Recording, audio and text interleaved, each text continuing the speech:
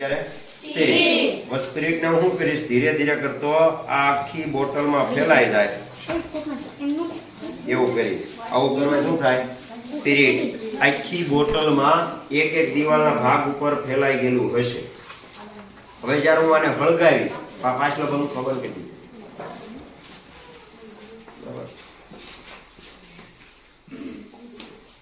ડાય છોકરી હોય ને એ આ ઓલા પૂછ ડાય છોકરી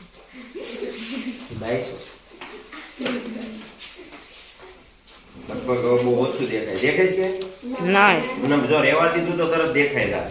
તો આપણે લીધું સ્પિરિટ એને બોટલના બધા ભાગ ઉપર મૂકી દીધું, બધી જગ્યાએ ફેલાઈ ગયું. હવે હું આની નજીકમાં દીવાસળી લઈ જાય. ઢાંકણું ખોલી નજીકમાં હું લઈ જાય દીવાસળી લઈ જવાથી એ આપણે જો સેકન્ડમાં હળગી જાય. કયું પદ કયું દાખલ કહેવાય?